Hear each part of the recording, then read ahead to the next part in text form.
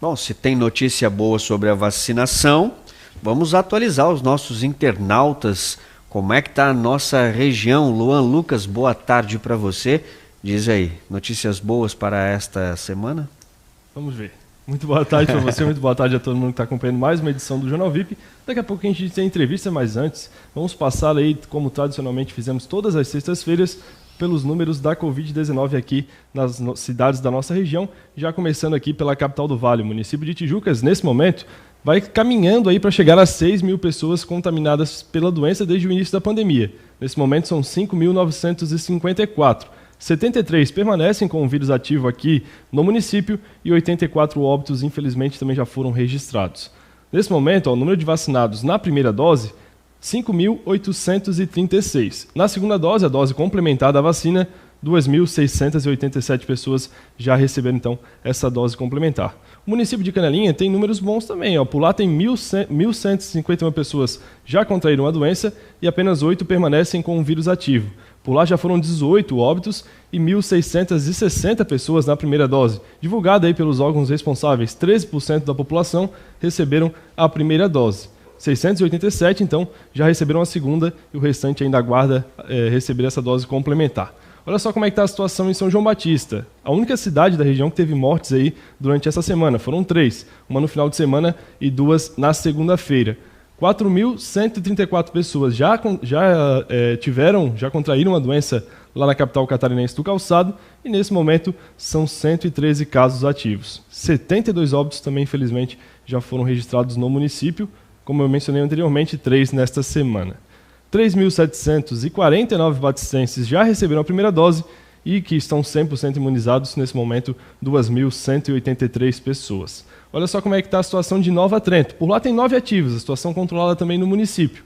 12 óbitos já confirmados, 2.197 pessoas vacinadas na primeira dose e 779 na segunda. Por lá foram 1.682 casos confirmados. Major Gessino, a gente vai falar bastante sobre o Major Gessino daqui a pouquinho. Tem entrevista ao vivo e são 310 casos confirmados nesse momento. Eram 3 casos ativos, nesse momento são 2. E por lá já foram 7 óbitos. 667 já foram vacinados na primeira dose e 271 na segunda. Informação que chegou recentemente também é que todas as pessoas que já estavam aí no prazo para receber a segunda dose também já foram vacinadas no município. Olha só, vamos falar agora dos hospitais, Júnior, do Vale do Rio Tijucas. Olha como é que está o Monsenhor José Lopes, lá de São João Batista. Os números oficiais, nesse momento, são 8 leitos ativos.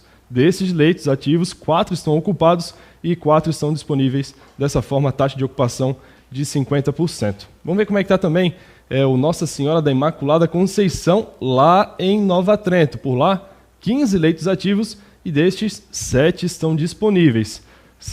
A taxa de ocupação é de 53,33%. Agora a gente vai dar uma passeada aí pelas cidades do litoral. Olha só como é que está Itapema. Itapema tem 11 mil casos confirmados, pouco mais de 11 mil, 11.239. Destes, 133 estão ativos e 209 óbitos já foram confirmados. Na última semana eram 200, então agora 209 lá no município de Itapema. Por lá, 9.400 pessoas vacinadas na primeira dose e 4.641 já receberam a dose complementar e estão 100% imunizadas. Vamos ver como é que está a situação de Porto Belo?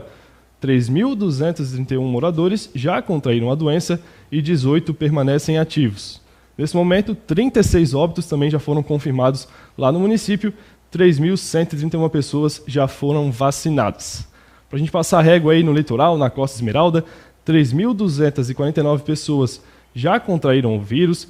Dessas pessoas, 28 permanecem ativos. E olha o número de óbitos, hein? O município de Bombinhas tem um número de óbitos grande em relação aí à população, proporcionalmente, o município de Bombinhas. Por lá, 3.300 pessoas já foram vacinadas. Para a gente fechar, então, passar a régua definitivamente, vamos ver como é que está o Hospital Municipal Santo Antônio, em Itapema. Por lá, 10 pacientes estão internados e a taxa de ocupação é de 50%. Olha, quando a gente fala da situação da saúde na nossa região, a gente fala aí de diversos secretários da saúde que fazem um trabalho aí na linha de frente em relação à Covid-19. Claro, toda a saúde como um todo, mas nesse momento a Covid-19 tem um destaque maior. E a gente está recebendo aqui dos nossos estúdios o secretário de Saúde do município de Major Gercino, Marcos Marcelino, que também representa todas as 22 cidades, os 22 secretários das cidades da Grande Florianópolis, e que está aqui agora para a gente falar um pouquinho dessa situação. Boa tarde. Boa tarde, obrigado pelo convite, é um prazer estar aqui. Boa tarde a todos que estão assistindo o Jornal do VIP Social. Também em formato podcast, só para levar o pessoal de casa. Então vamos lá, a gente começa a falar então sobre essa situação da Covid-19. A gente está vendo aí uma mudança na vacinação. O que a gente já pode acompanhar dessa situação, já começando a partir de segunda-feira, algumas cidades começando hoje, né? A gente inicia nesse momento agora com a vacinação dos grupos prioritários ainda, que são os pacientes com comorbidades e principalmente os pacientes aí com síndrome de Down, com deficiências, os pacientes que fazem hemodiálise, né? Então, assim, esse passo é um passo extremamente importante de a gente estar começando a vacinar os pacientes com comorbidades, são os quais foram afetados aí pelo coronavírus com uma certa importância, né? Pelo que a gente viu no número de mortos aí no último ano. Olha, a gente fala mais um pouquinho ainda sobre o município de Major Gercino, daqui a pouco a gente fala um pouquinho mais sobre a região. O município parece estar com os números controlados. Dá para dizer isso? Major Gercino tem os números controlados? A gente está nesse momento, a gente escutou muito falar isso, platô, estabilização, né? A gente está no momento de estabilização, mas isso não requer dizer que a gente está livre, né, de novas contaminações, de uma nova onda pelo Covid-19. Em relação ao que aconteceu no final do ano, né? Final do ano a gente achou que estava no momento de estabilidade, se relaxou um pouco nas medidas de prevenção e a gente teve o que aconteceu em janeiro. Né? A gente tem um momento confortável nesse momento, né? Indo para 2 casos ativos, né? Mas sempre cuidando, né? Mesmo com o número baixo de casos, tendo os cuidados necessários. O senhor acha que esse é o diferencial, de repente, em relação aos outros municípios, para o município de Major Gercino? Bom, a gente tem o centro de triagem ativo desde o início, né? A gente foi um dos primeiros municípios no Vale do Rio Tijucas a criar o centro de triagem, a separar de fato os atendimentos dos pacientes com outros agravos dos pacientes com suspeita de Covid. Né? A gente está fazendo monitoramento e a gente precisa continuar ainda dando ênfase a esse processo para que a gente não tenha o que a gente aconteceu de ter números aumentando e colocando em risco a população. Tá certo, agora a gente vai dar uma passadinha então em relação aos hospitais da nossa região. Hoje nós temos 2 hospitais aqui no Vale do Rio Tijucas que possuem leitos de unidade de terapia intensiva, em Nova Trento e também em São João Batista. Então a gente tem aí 15 em Nova Trento e 8 nesse momento, confirmados, né? Porque São João Batista ainda terá mais 2, mas nesse momento, de forma oficial, tem apenas 8. Esses leitos são suficientes para atender toda a região? Os leitos estão se mostrando nesse momento, a gente viu agora pela taxa de ocupação, como eu disse antes, a gente teve uma baixa no número a gente está no famoso platô, né? Numa estabilidade da doença, nesse momento está sendo suficiente, né? O Vale acabou se preparando de uma forma, mesmo que muitos dizem que não fizeram um leito de UTI, não fizeram isso, não fizeram aquilo, mas a gente conseguiu um quantitativo expressivo de leitos de UTI para o Vale do Rio Tijucas, né? Tá certo. E o senhor que representa então todos os secretários, eles pensam da mesma forma? O que eles pensam em relação aos leitos de UTI? O senhor até comentou já antes do início do Jornal VIP que a gente pode ter uma continuação aí dos leitos em Nova Trento. Os leitos de Nova Trento, o que acontece? Eu hoje estou fazendo parte, né, estou como coordenador da região de saúde, né, da Grande Florianópolis, representando os 22 municípios da região. E a gente teve um passo extremamente importante na última semana, que foi o quê? Buscar a habilitação dos leitos de UTI para o Hospital de Nova Trento, como para o Hospital de Biguaçu.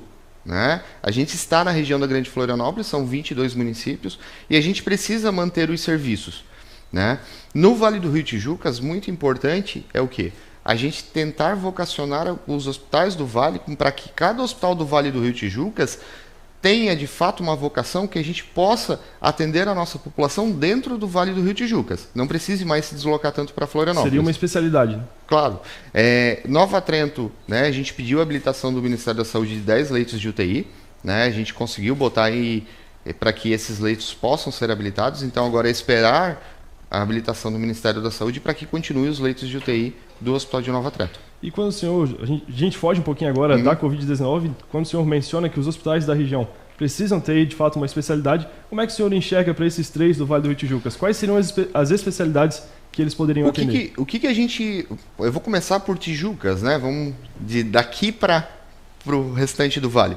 Né? O Hospital de Tijucas ele é um hospital que ele tem uma característica na questão de ortopedia, e a gente precisa tentar vocacionar a questão de ortopedia no Vale, porque hoje, vamos lá, um paciente tem uma fratura mais grave, a gente precisa mandar o paciente para a capital, né?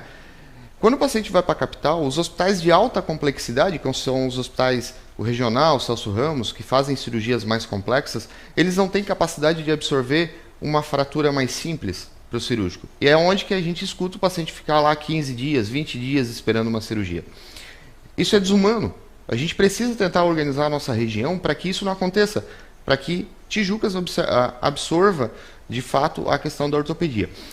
São João ele tem um vocacionamento na questão de maternidade, isso já vem se discutindo há mais de 10 anos. Lembrem-se que há muito tempo atrás, quando o então prefeito agora de Itajaí, que era deputado estadual na época, Volney Morastone, foi feita audiências públicas para vocacionar os hospitais.